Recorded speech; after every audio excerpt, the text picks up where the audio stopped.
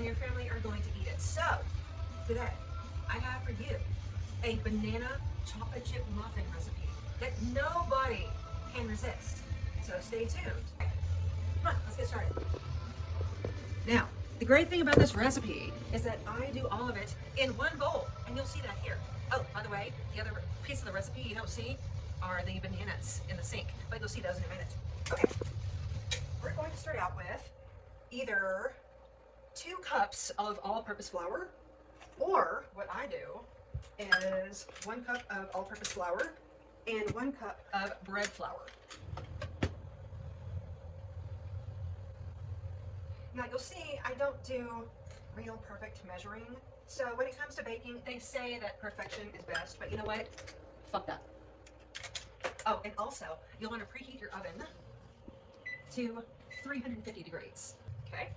Next thing, we want probably about a 1/4 teaspoon of salt, but watch me measure it. Yeah, that looks good. Okay.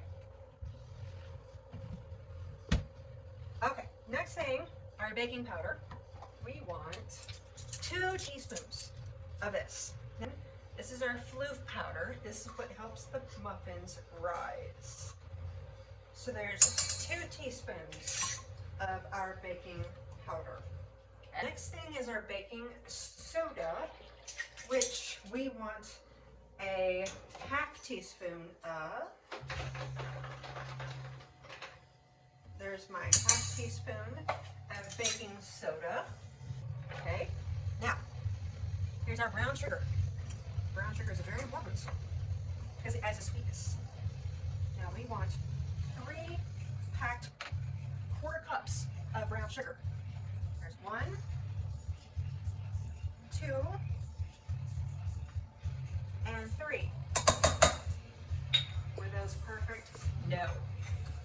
Do I care? No. I've already washed it. Now, I'm going to crack it and toss it in. Now, notice, this is all one bowl, okay? Boom.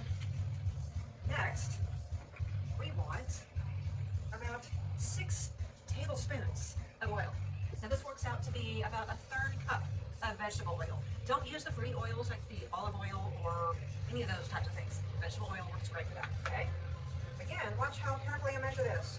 1, 2, 3, 4, 5, and 6.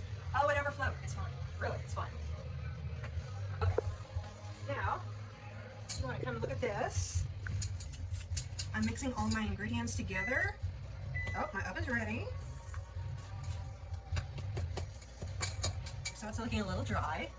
So what do you think we need here? It's our bananas. Okay. So you can use your overripe bananas that have been sitting on the counter for too long, and they've just turned a little bit brown. Now, what I do is, when my bananas get a little overripe, I actually freeze them, so they stay good a little bit longer. And then, when I go to make my muffins, they turn into mush. So it's so much easier to incorporate them into a recipe like this. Watch this. So, when you do this, make sure that you pinch this end, because what that does is it prevents Satan's anus from being incorporated into the banana. Okay?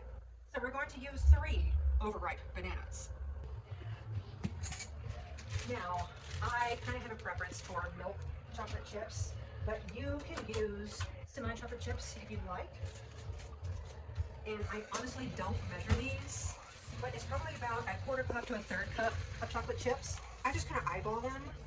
That looks about good to me. And then I just fold these in. Doesn't this look good?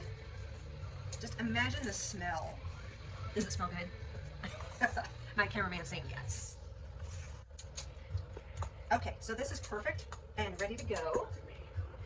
Oh, I forgot to add the vanilla. The vanilla is the most important part.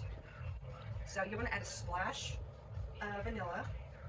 That's probably about a 1/4 teaspoon, maybe a 1/2 teaspoon. And mix that in.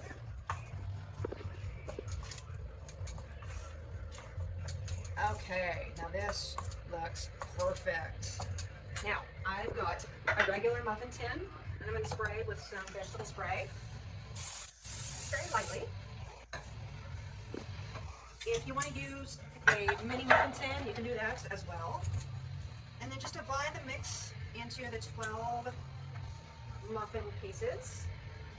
It's probably about a half cup each. See that? And again, remember, I've done this entire recipe in one bowl.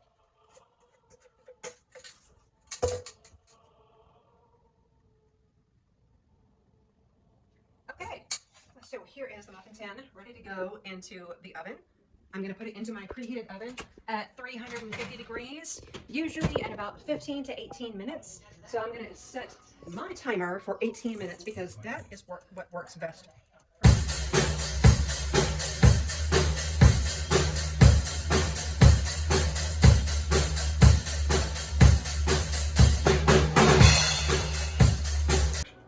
Okay, it's been 18 minutes.